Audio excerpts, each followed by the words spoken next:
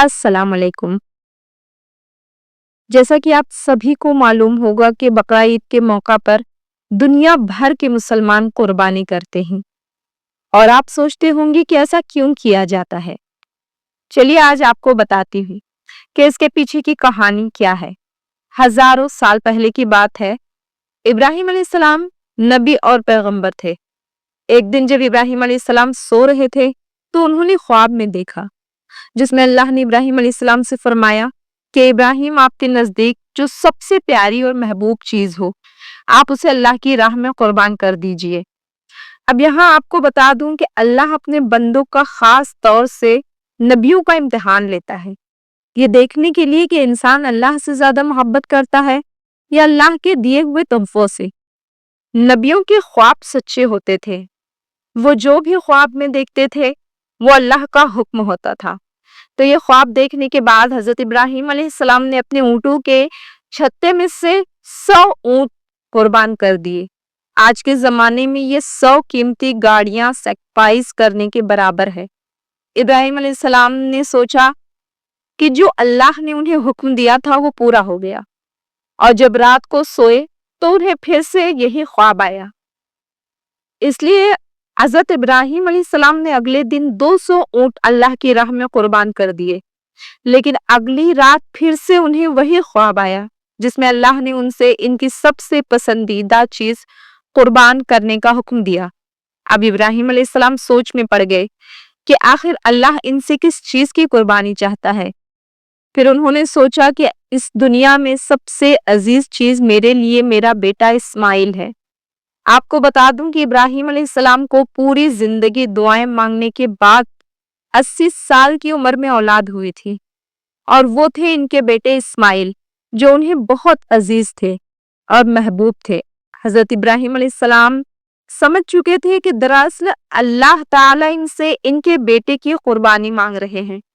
अल्लाह ये देखना चाहता है कि इब्राहिम अलैहिस्सलाम अपने बेटे से ज्यादा मोहब्बत करते हैं या अल्लाह से। हजरत इब्राहिम अलैहिस्सलाम के लिए ये बहुत बड़ा इम्तिहान था। अगले दिन इब्राहिम अलैहिस्सलाम उठे और अपनी बीवी हाजिरा को कहा कि हमारे बेटे इस्माइल को नहलाकर अच्छी तरह तैयार कर दीजिए।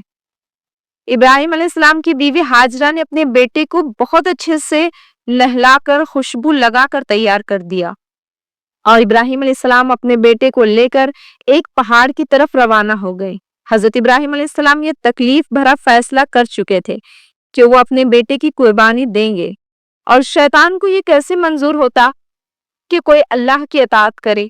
तो शैतान भी अपने काम पर लग गया। वो सीधा हजरत इब्राहिम अलैहिस्सलाम की बीवी हजरत हाजिरा के पास एक बुजुर्ग की शक्ल में गया और उनसे कहा कि इब्राहिम तुम्हारे बेटे को किसी दावत पे नहीं बल्कि उसे कुर्बान करने के लिए लेके गए हैं।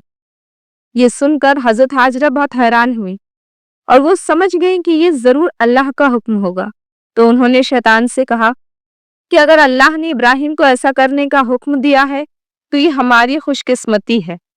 ये तो मेरा एक बेटा है। अगर मेरे इस्माइल जैसे 1000 बेटे भी होते तो मैं खुशी खुशी उन्हें अल्लाह की राह में कुर्बान कर देती। सोचिए एक माँ के लिए ये कहना कितनी बड़ी बात है। जब शैतान हजरत हाजिरा को भड़काने में नाकाम हो गया तो सीधा इनके बेटे इस्माइल अलैहिस्सलाम के पास गया और कहने लगा कि तुम्हारे बाबा तुम्हें किसी दावत में नहीं बल्कि तुम्हें मारने के लिए लेके जा रहे हैं। जवाब में हजरत इस्माइल अलैहिस्सलाम ने कहा कि अगर ये अल्लाह का हुक्म है तो मेरे लिए इससे बड़ी क्या खुशनसीबी की बात है कि मैं अल्लाह की राह में कुर्बान हो जाऊं। सोचिए 13 साल के बच्चे में इतनी समझ और बहादुरी होना कितनी बड़ी बात है। यहाँ भी जब शैतान नाकामयाब हो गया तो वो हजरत इब्राहिम अलैहिस्सलाम को भड़काने की कोशिश करने लगा कि तुम्हें एक बेटा इतनी मन्नतों से मिला है, अगर तुमने उसे कुर्बान कर दिया तो तुम्हारा बुढ़ापे में कौन सहारा बनेगा। अगर अल्लाह ने ये कुर्बानी भी कबूल नहीं करी तो तुम्हारा कितना बड़ा नुकसान हो जाएगा। ऐसा मत करो। शैतान हर तरह से उन्हें बार बार बहकाने की कोशिश करता रहा और गुस्से में आके हजरत इब्राहिम अलैहिस्सलाम ने शैतान को पत्थर मारे। यही वजह है कि जब लोग हज पे जाते हैं तो शैतान को आज भी कंकड़ी मारते हैं। اور یہ حج کے اہم ارکانوں میں سے ایک ہے۔ شیطان کے جانے کے بعد حضرت ابراہیم علیہ السلام نے اپنے بیٹے کو ساری بات بتائی تو حضرت اسماعیل علیہ السلام نے فرمایا کہ بابا اگر یہ اللہ کا حکم ہے تو مجھے یہ منظور ہے، آپ بس میرے ہاتھ پیر باندھ دیں اور اپنی آنکھوں پہ بھی پٹی باندھ لیں تاکہ آپ جب میری گردن پر چھری چلائیں تو آپ کو تکلیف نہ ہو اور آپ یہ کرنے سے مکر نہ جائیں۔ بس پھر حضرت ابراہیم علیہ السلام نے اپنے بیٹے کے ہاتھ پیر باندھ دیے اور اپنی آنکھوں پر بھی پٹی باندھ لی، اور جب انہوں نے حضرت اسماعیل علیہ السلام کی گردن پر چھری چلائی تو ایک جانور کی آواز سن کر وہ حیران ہو گئے۔ انہوں نے جب آنکھوں سے پٹی کھولی تو ایک دمبا ذبح ہوا تھا۔ حضرت ابراہیم علیہ السلام ان کے پاس کھڑے مسکرا رہے تھے۔ تب حضرت ابراہیم علیہ السلام کو وحی ہوئی۔ حضرت ابراہیم علیہ السلام سے فرمایا گیا، آپ اس امتحان میں کامیاب ہو گئے، ہم آپ کی یہ قربانی قبول کرتے ہیں، آپ کا یہ امتحان قیامت تک یاد رکھا جائے گا اور آپ کی اس سنت کو ایمان والے ہر سال یاد رکھیں گے اور ہر سال اللہ کی راہ میں قربانی پیش کریں گے۔ حضرت ابراہیم علیہ السلام کی سنت کو اللہ نے آنے والی نسلوں کے لیے عبرت بنایا اور اسی لیے مسلمان ہر سال حج کے موقع پر قربانی کرتے ہیں۔ بقرہ عید پر جو بھی حلال جانور قربان ہوتے ہیں ان کے گوشت کو 3 حصوں میں بانٹا جاتا ہے۔ پہلا حصہ غریبوں اور مسکینوں میں بانٹا جاتا ہے، دوسرا حصہ رشتہ داروں میں دیا جاتا ہے اور تیسرا حصہ خود اپنے گھر میں رکھا جاتا ہے۔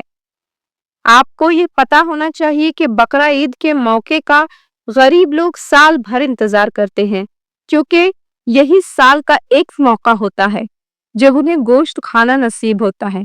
بقرہ عید کا یہ فیسٹیول دنیا بھر میں بھوکمری مٹانے کا ایک ذریعہ ہے۔ ذی الحجہ کے ان 10 دنوں میں کی گئی نیکیاں اللہ کو سال بھر کی گئی نیکیوں سے زیادہ پسند ہے، اس لیے حج کے ان دنوں